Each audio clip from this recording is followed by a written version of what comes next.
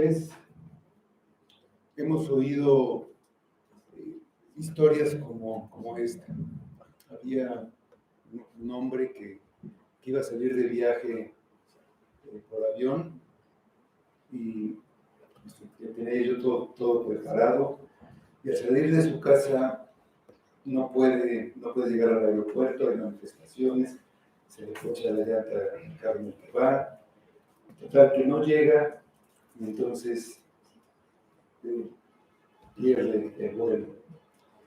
Y ahí en el aeropuerto está otro hombre que también quiere tomar el avión, no hay lugar, y cuando no llega esta persona le asignan a él ese boleto y sale en el avión.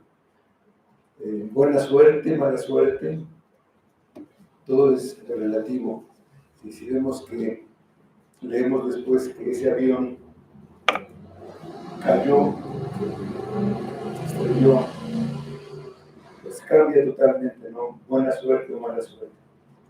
Pero no es ni buena suerte ni mala suerte, es soberanía de Dios.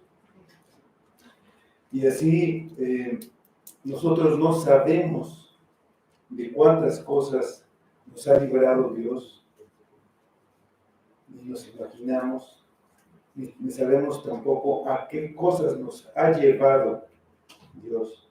Nos ha, de alguna manera, en ciertas circunstancias, nos ha hecho ir a cierto lugar y pasa algo, no podemos decir si bueno o malo, pasa algo que estaba en el plan de Dios.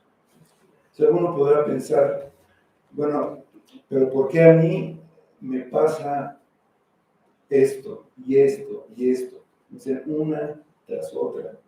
Parece que estoy salado. Pero no es eso. Finalmente, las mujeres que cocinan van a entender. A veces se ponen los frijoles a cocer y están duros. Entonces, lo que se hace es poner el fuego más fuerte y que hiervan, hasta que finalmente se ablandan. Y eso es lo que a veces necesitamos. En la Escritura hay muchos ejemplos de cómo Dios va llevando a sus siervos a donde Él quiere tenerlos. Y muchos de esos ejemplos tienen que ver con sus hijos. Parece que hay la tendencia humana de poner a los hijos en un lugar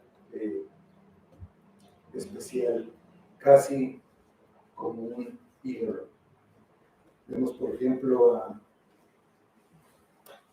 Abraham, no tenía hijos, no podía tener hijos, y finalmente tuvo un hijo, Ismael. No le dijo que deseaba, pero él lo puso muy alto. Finalmente lo tuvo que echar de su lado para el hijo de la promesa, el hijo del plan de Dios. Este hijo también lo amó mucho y lo tuvo en el sentido figurado que entregar. Se le pidió que lo sacrificara en el monte Moriah y él estuvo dispuesto a hacerlo. Sigue Isaac, no podía tener hijos, tuvo dos, Jacob y Esaú, conflictos entre ellos y perdió a los dos. Uno con las cananeas y el otro salió en un largo viaje por muchos años. No tuvo que entregar a sus hijos. Este otro hijo, Jacob, el tramposo, el manipulador, duro, terrible, fue llevado con alguien más duro que él, más astuto. Labán. Lo afligió, estuvo años ahí, tuvo muchos hijos, no el que él quería. Cuando tuvo a este hijo, a José, lo perdió por muchos años, él lo creía muerto. Una gran aflicción. Todo esto para que llegara a ser el Jacob que debía ser al final de su vida. José, siendo como era, un hombre de Dios, fue llevado a aflicción tras aflicción, esclavitud, luego a la cárcel, también muchos años. Dios lo estaba preparando para que pudiera ser el Señor de Egipto, el gobernante de facto de Egipto.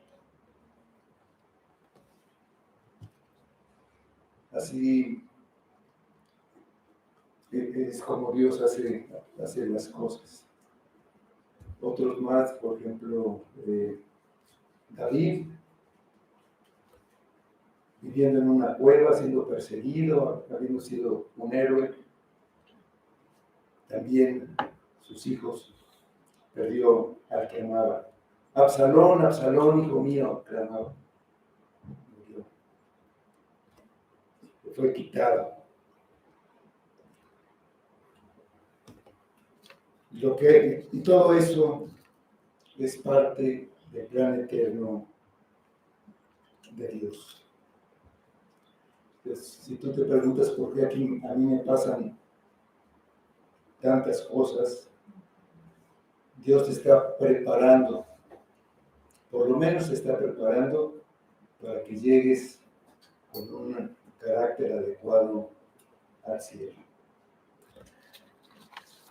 Dice el versículo 10 de nuestro pasaje, 10 y 11, dice: ella con amargura de alma oró a Jehová y lloró abundantemente, e hizo voto diciendo: Jehová de los ejércitos, si te dignares mirar a la aflicción de tu sierva, y te acordares de mí, y no te olvidares de tu sierva, sino que dieres a tu sierva un hijo varón, yo lo dedicaré a Jehová todos los días de su vida, y no pasará navaja sobre su cabeza. Vamos a orar. Señor, te damos gracias por todas las bendiciones que recibimos siempre de tu parte, que no recibimos otra cosa.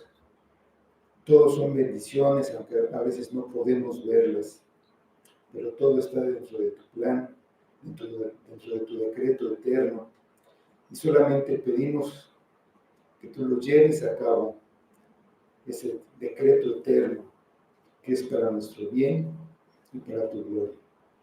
Ayúdanos, Padre, danos entendimiento, danos humildad, y que todo lo que hagamos solo sea para tu gloria. Lo pedimos en nombre de Cristo. Amén. Bueno, empezamos el libro de Samuel, y el primero y segundo libros de Samuel son un solo libro.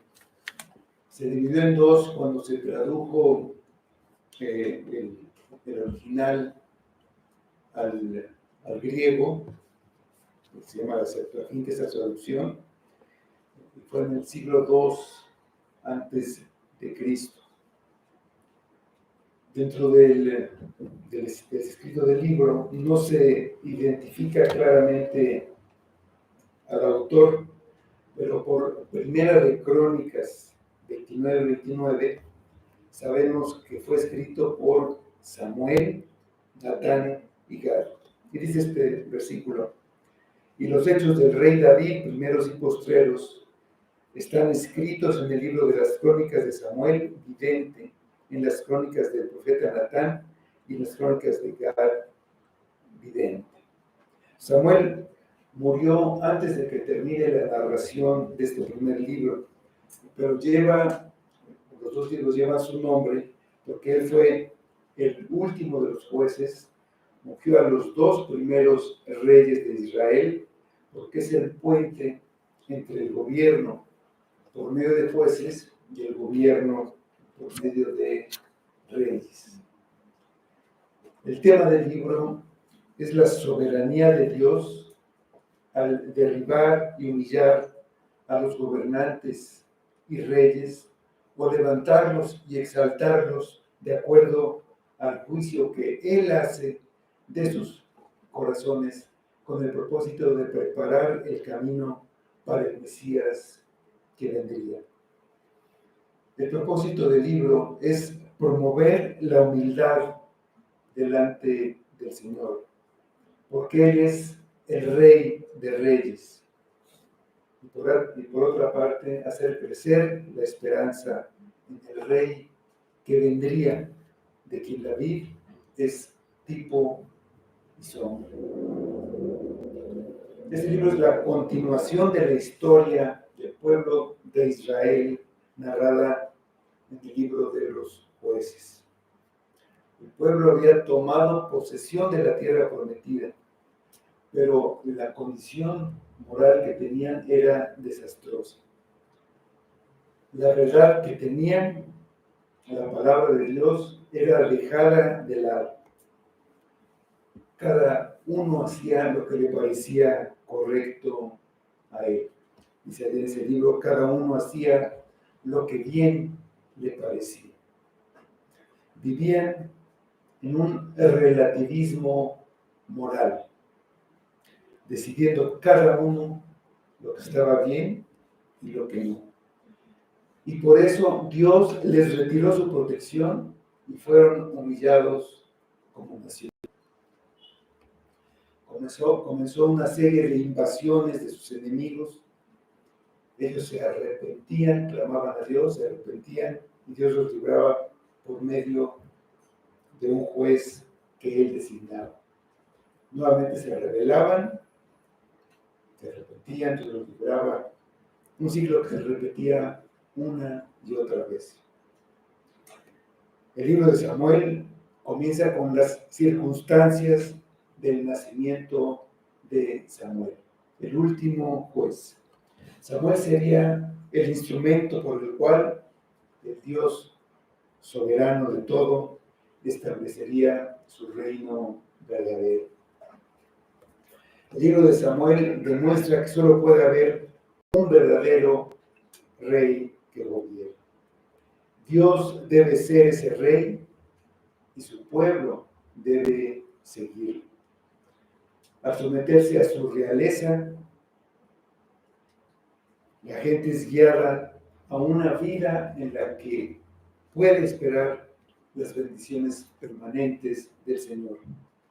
Pero rechazar su gobierno los lleva a un juicio terrible.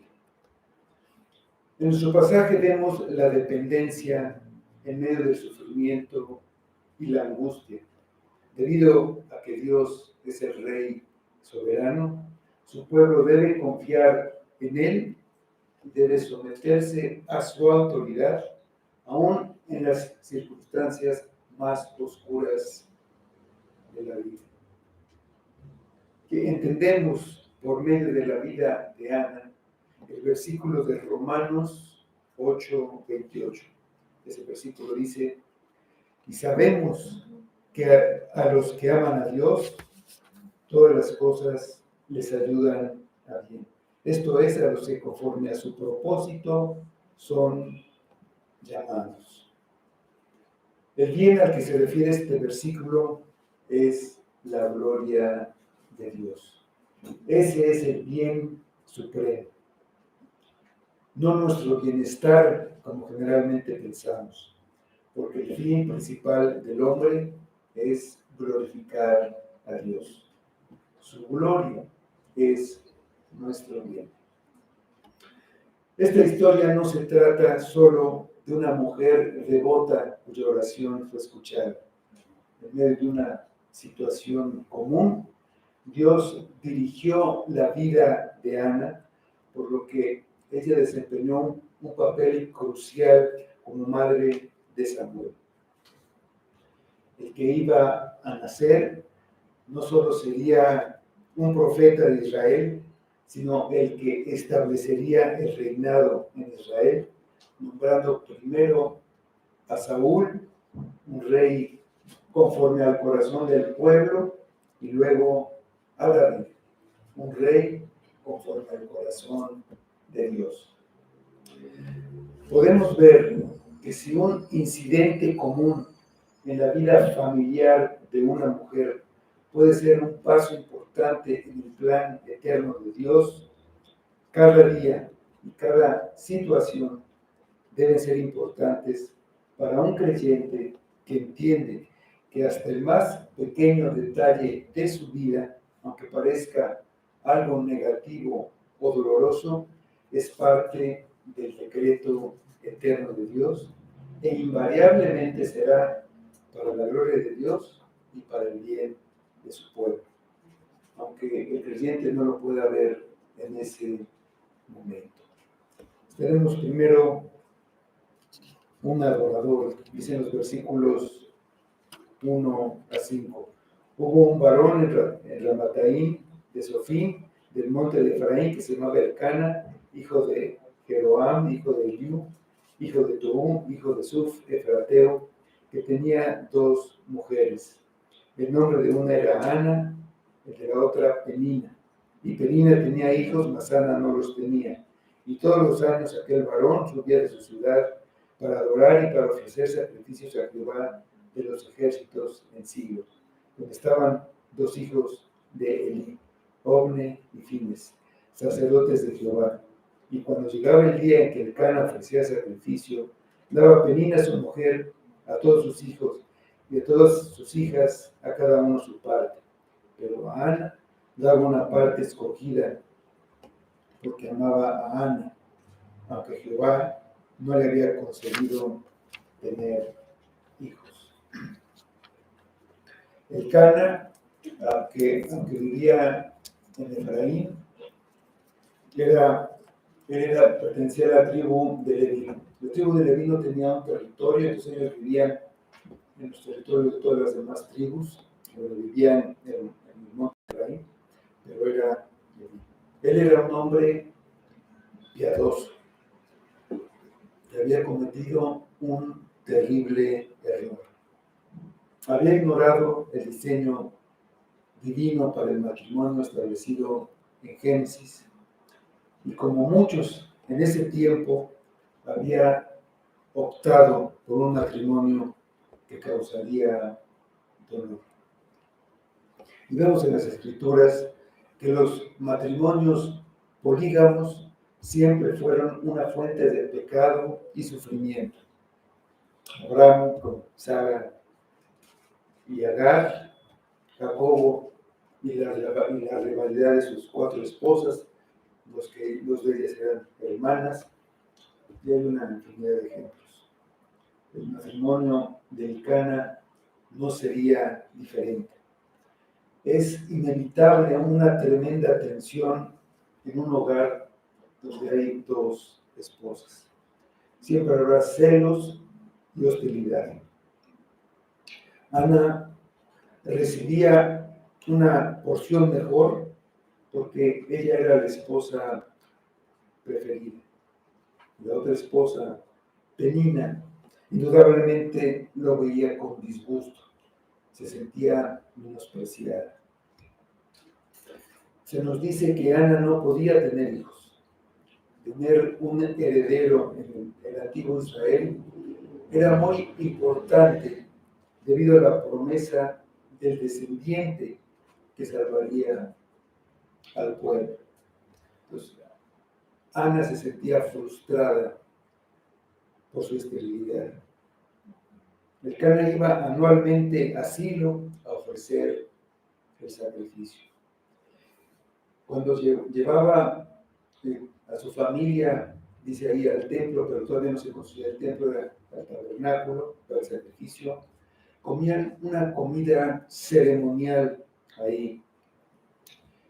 Y él daba porciones a sus esposas, a sus hijos.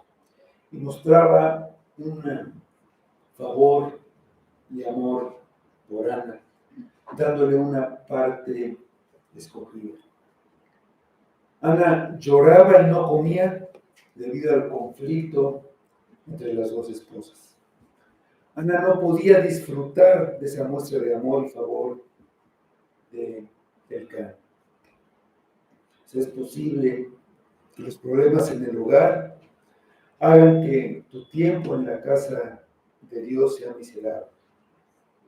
Ana estaba en la casa de Jehová con una porción, mejor, doble porción, una porción bendecida frente a ella, pero no podía disfrutar.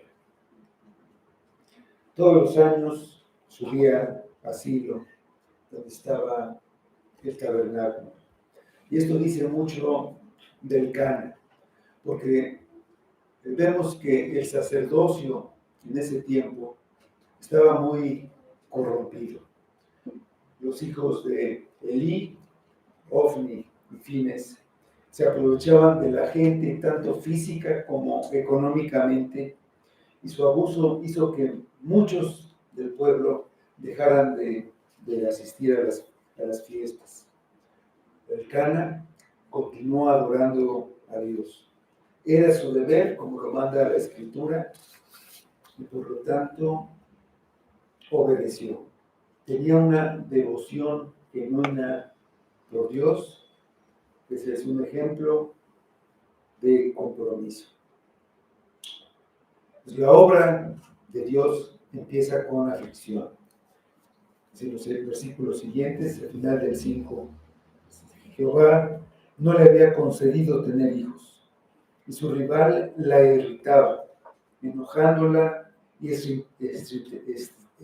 entristeciéndola, porque Jehová no le había concedido tener hijos. Así hacía cada año. Cuando subía a la casa de Jehová, la irritaba así, por lo cual Ana lloraba y no comía. Y Elcana, su marido, le dijo: Ana, ¿por qué lloras? ¿Por qué no comes? ¿Y por qué está afligido tu corazón? ¿No te soy yo mejor que 10 hijos? Se nos dice que la causa de la infertilidad de Ana, Jehová no le concedió tener hijos. La causa era la mano soberana de Dios. Dios había cerrado su vientre. Al final, fue Dios el que le impidió tener hijos a Ana. ¿Por qué haría Dios una cosa así con una mujer piadosa? Pues vemos la respuesta en los versículos siguientes. Dios no detuvo la bendición para Ana, para entristecerla, sino para glorificarse a sí mismo a través de ella. Dios tiene un gran plan soberano. Sus hechos están destinados a traer gloria a su nombre. El plan de Dios incluye momentos buenos y también los momentos difíciles de la vida del creyente. No podemos dejar de ver esta realidad. Si Dios había negado hijos a Ana, fue para ponerla en una posición en la que aprendiera a confiar y a depender de Él. Y cuando lo hiciera, ofreciera a Dios lo que ella más deseaba. Mujeres estériles fueron instrumentos de Dios para levantar figuras clave en la historia de la redención. Isaac, la simiente prometida, vino de una mujer estéril. Jacob, el padre de la nación de Israel, vino de una mujer estéril. José, Sansón, Samuel, los salvadores o preservadores de Israel, provenían de mujeres estériles. Juan el Bautista, el precursor del Mesías, vino de una mujer estéril. Los nacimientos milagrosos o imposibles, como el de Isaac, cuando su madre tenía 90 años, hacían evidente la intervención de Dios y señalaban así el nacimiento milagroso de nuestro Salvador, obra solamente de Dios por medio de su Espíritu Santo. Dios hace de nuestra total incapacidad el lugar donde Él empieza a trabajar. Nuestra desesperanza e impotencia no son un impedimento para su obra. Es en ese punto donde Dios es más glorificado. Cuando estamos sin fuerza y sin recursos, sin esperanza, entonces el Señor extiende su mano y obra por amor de su nombre. Cuando nos vemos a nosotros mismos, totalmente perdidos, muertos en nuestros delitos y pecados, y lo reconocemos delante de Él con su arrepentimiento, es cuando Él nos da vida. Ana necesitaba llegar a este punto.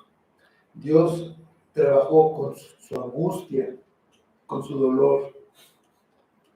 Penina, la otra esposa, usó las ocasiones de adoración para atormentar a Ana. Año tras año continuó. Penina estaba provocando a Ana, irritándola, molestándola, hasta que Ana no pudo soportarlo más y entonces se volvió a buscar a Dios. Nuestra angustia a menudo nos libra de nuestro orgullo y autosuficiencia, nos hace admitir nuestra necesidad de Dios. El mal que le causó Penina a Ana fue maldad suya, fue de ella, fue un acto de ella. Pero Dios usó la angustia de Ana para llevarla a una completa dependencia. Eso es soberanía. Todas estas cosas funcionan juntas para el bien del plan de Dios. Las aflicciones en tu propia vida son solo el punto de partida para la obra de Dios en su soberanía. Habrá momentos en tu vida en los que tu único consuelo solamente puede venir del Señor. En el versículo 8 vemos el tierno afecto del esposo de Ana. El Cana le recuerda a Ana su profundo amor por ella. Sin embargo, Ana está más allá de la consolación humana. Su corazón está afligido y debe acudir al Señor en busca de paz. Y tú también vivirás momentos así. El consuelo que le ofreció su marido solo echó, por decirlo así, más sal a la herida. Hubiera sido más sensible decirle: no eres tú mejor para mí que 10 hijos, en lugar de yo soy mejor que 10 hijos. Pero ni 10 hijos, ni 10 elcanas eran lo que necesitaba Ana. Su verdadera necesidad era una mayor comunión con Dios para llenarse de Él y tener contentamiento en cualquier situación. Pues ni un hijo, ni un esposo o esposa nos pueden dar felicidad. El gozo verdadero y duradero está en nuestra comunión con Dios. Ana tenía un gran dolor y hay veces en las que lo único que se puede hacer es llorar. El versículo 9, y se levantó Ana después que hubo comido y bebido en Silo, y mientras el sacerdote Elí estaba sentado en una silla junto a un pilar del templo de Jehová, ella con amargura de alma oró a Jehová y lloró abundantemente. En ocasiones las lágrimas son nuestra oración, dice el Salmo 6:8. Apartaos de mí todos los hacedores de iniquidad, porque Jehová ha oído la voz de mi lloro. No había ningún otro lugar al que Ana pudiera acudir. Tuvo que huir de la cruel burla de Penina y no encontró consuelo en el camino de su marido. La aflicción es un medio que acerca a los verdaderos creyentes a Dios y aleja a los falsos. Ana se volvió a su Señor, se volvió a ese nombre que proclama: yo soy el que soy, el Dios autosuficiente y todopoderoso. Ella fue a Dios en su angustia y lloró amargamente ante él. Dios le había llegado al lugar de su rendición. Toda la vida de Ana la ha estado llevando a este momento, a esta oración de sumisión. Dios se glorifica a sí mismo en ella. Le está quitando el deseo terrenal de su corazón y reemplazándolo con una santa reverencia hacia el Hacedor, que tiene nuestras vidas en sus manos. Nosotros somos insuficientes. Nuestra suficiencia está en Dios. Dice el versículo 11, e hizo voto diciendo: Jehová de los ejércitos, si te dignares mirar a la aflicción de tu sierva y te acordares de mí, no te olvidares de tu sierva, sino que dieres a tu siervo un hijo varón, yo lo dedicaré a Jehová todos los días de su vida y no pasará navaja sobre su cabeza. Ella oró al Dios del universo, Jehová de los ejércitos. Su súplica se basa en el infinito amor de ese Dios hacia su pueblo. No importa cuán pequeño sea considerado a los ojos del mundo, cada creyente es precioso para Dios y Él inclina su oído para escucharlos. Dios le dijo a Moisés en Éxodo 3:7. Dijo luego Jehová: bien, he visto la aflicción de mi pueblo que está en Egipto y he oído su clamor a causa de sus exactores, de sus capataces, pues he conocido sus angustias. Dios conoce nuestro sufrimiento. Es un gran consuelo saber esta verdad. Dios ve a su pueblo y ve cómo son tratados. A su debido tiempo, Dios actuará por la causa de sus santos y para glorificar su nombre. Ana pidió un hijo, quizá por milésima vez, pero esta vez no lo pide para ella misma,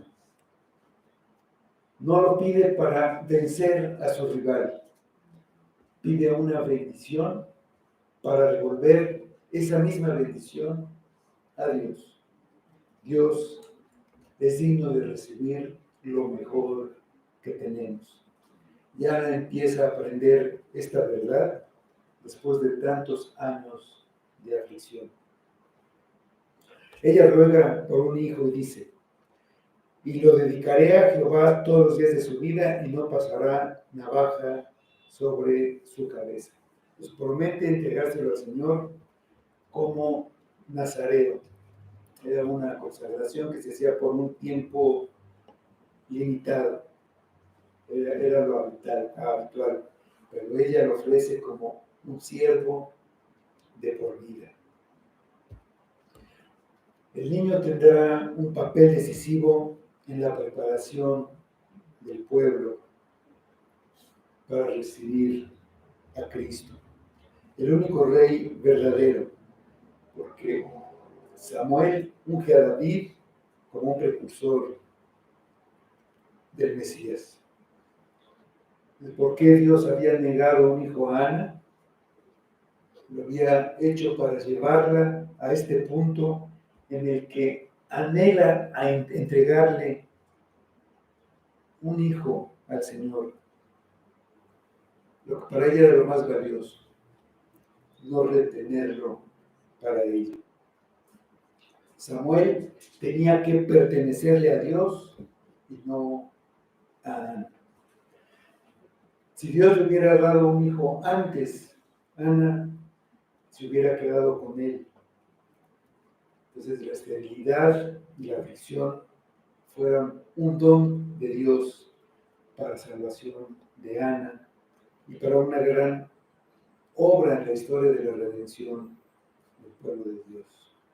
Podemos confiar en el Dios soberano en todas las situaciones de la vida. Dice el versículo 12. Mientras ella oraba largamente delante de Jehová, Elí estaba observando la boca de ella, pero Ana hablaba en su corazón y solamente se movían sus labios y su voz no se oía. Y ella la tuvo por, y Elí la tuvo por él. Entonces le dijo Elí: ¿hasta cuándo estarás ebria? Digiere tu vino. Y Ana le respondió diciendo: no, Señor mío, yo soy una mujer atribulada de espíritu. No he bebido vino ni sidra, sino que he derramado mi alma delante de Jehová. No tengas a tu sierva por una mujer impía, porque por la magnitud de mis congojas y de mi aflicción he hablado hasta ahora. Elí respondió y dijo: ve en paz, y Dios de Israel te otorgue la petición que le has hecho. Ana derramó su alma delante de Dios en oración.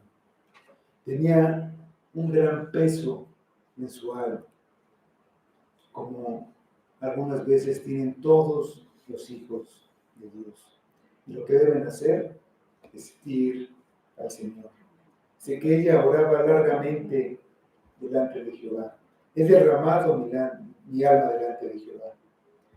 Parece que Ana estaba absorta en la presencia del Señor, olvidándose de sí misma y de todo lo que había a su alrededor por mucho tiempo, sin darse cuenta que Elí estaba observando. Su espíritu estaba angustiado. Es el Salmo 142, 1 y 2. Con mi voz clamaré a Jehová, con mi voz pediré a Jehová misericordia. Delante de él expondré mi queja, delante de él manifestaré mi angustia.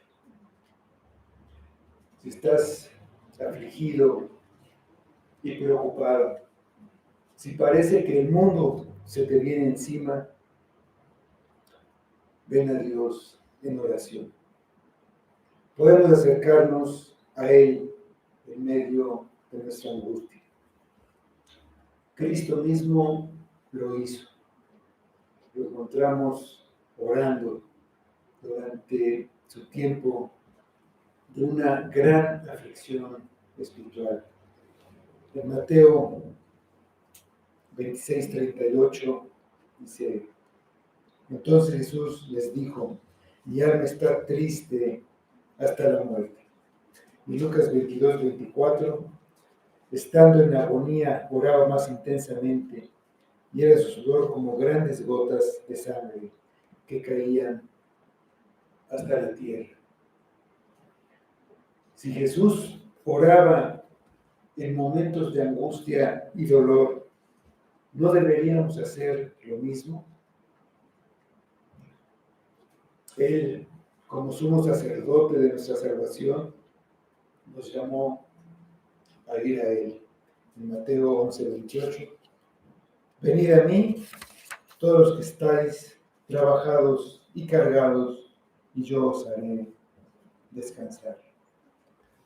Y Pedro dice, 1 de Pedro 5:7, echando toda vuestra ansiedad sobre Él, porque Él tiene cuidado de vosotros.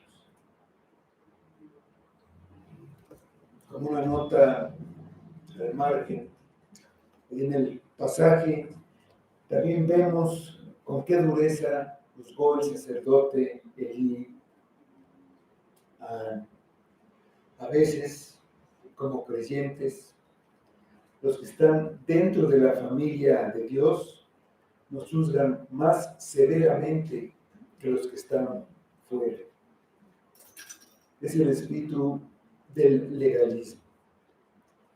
Elí estaba dispuesto a corregir un mal que le pareció ver en Ana, pero no estaba dispuesto el mal conocido de sus hijos. Y eso no es más que hipocresía. Pero Dios lo sabe. No podemos dejar que la opinión de los demás nos impida venir al Señor. Dicen los versículos 18 y 19. Y ella dijo, halle tu sierva gracia delante de tus ojos. Y se fue la mujer por su camino y comió y no estuvo más triste. Y levantándose de mañana, adoraron delante de Jehová y volvieron y fueron a su casa en Ramá.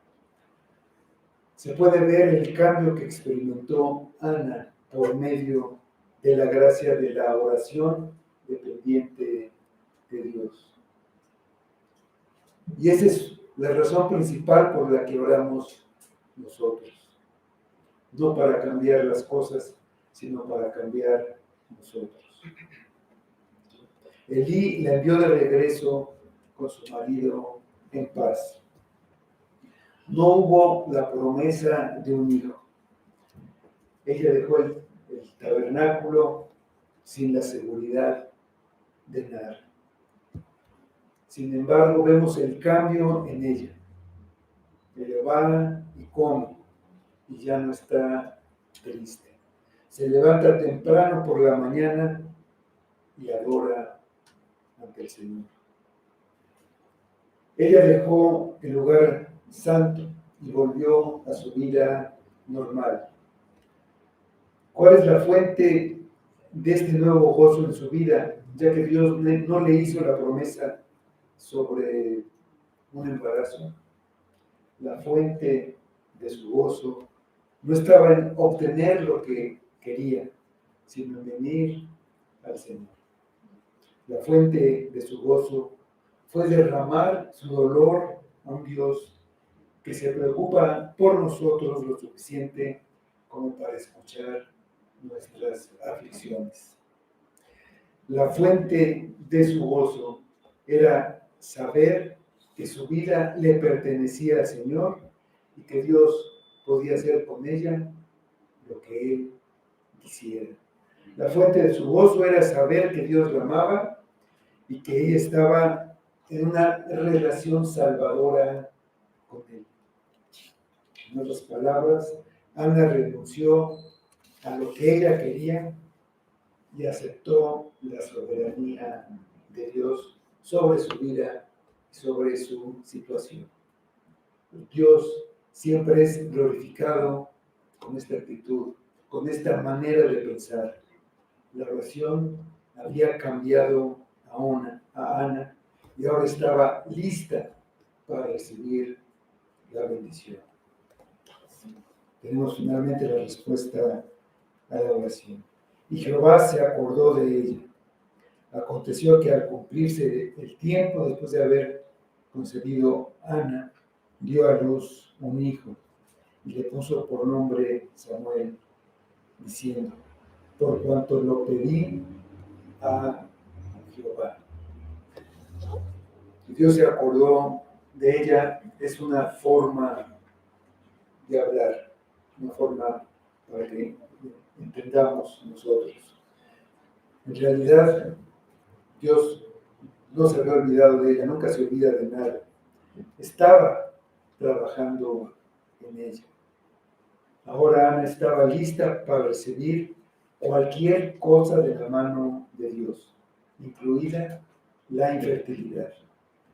La amargura de su alma había sido limpiada por una oración ferviente y sincera. Dios comenzó su obra. Ella concibió. Y debió ser un momento extremadamente feliz. Los ojos de Ana no estaban puestos ni en su dolor, ni en aquella que la atormentaba, sino en el Dios que libra y salva. Dios es soberano sobre todo, el único soberano. A partir de ese momento, Ana caminó en sumisión a la voluntad de Dios. Cuando nació el niño, lo llamó Samuel, que parece significar que fue oída por Dios por cuanto lo pidió a él. Samuel será un recordatorio constante. Es un testimonio de que Dios escucha las oraciones de su pueblo. El Señor, en su soberanía, está cumpliendo con su plan glorioso. Nuestros propios planes, sin saberlo nosotros, a veces pueden ser un obstáculo para el plan de Dios. Solo lo que resulte en su gloria nos dará una verdadera satisfacción. La bendición es que nuestras vidas sean parte de su plan. Vamos a orar.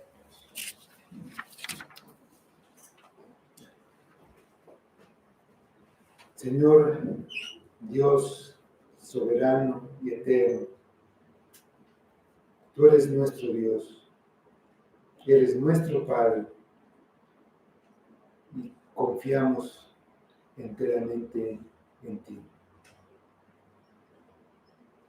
A veces, estando en el mundo, nos aferramos a ciertas cosas y construimos ídolos y los ponemos como nuestra fuente de seguridad, de confianza, de felicidad.